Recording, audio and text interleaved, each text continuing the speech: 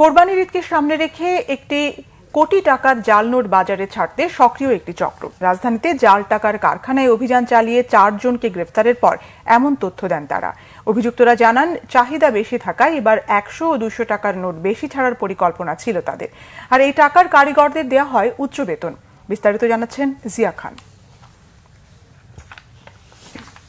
ঈদ সহ যে কোনো উৎসবকে সামনে রেখে সক্রিয় হয়ে ওঠে জাল টাকার কারবারিরা। কোরবানির ঈদকে সামনে রেখে রাজধানীর দোলাইপাড়ের একটি ফ্ল্যাটে জাল টাকার কারখানার সন্ধান পান গোয়েন্দারা। অভিযানে বিপুল পরিমাণ জাল টাকা ও ভারতীয় রুপি উদ্ধার করা হয়। গ্রেফতার করা হয় জাল টাকা কারবারের মোস্ট ওয়ান্টেড জাকিরকে, সঙ্গে তার স্ত্রী ও 2 মহিলাকে। জাকির জানান, 15 বছর ধরে জাল টাকার ব্যবসায় জড়িত সে। লোভ আর লাভ 2 কারণেই বারবার গ্রেফতারের পরও ছাড়তে পারছেন না এই অবৈধ কারবার।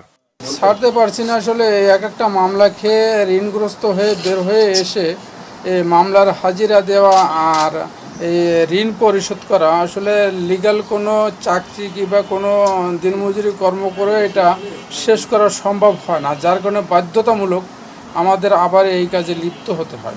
গ্রেফতারকৃত এই 2 জন মহিলা জেলখানায় পরিচয়ের পর থেকে জাল টাকার কারবারে সক্রিয়। ওনার কাছ থেকে আমি এই 200 টাকার একটা আর 500 টাকার একটা বান্ডিল নিয়েছিলাম। নেওয়ার পরে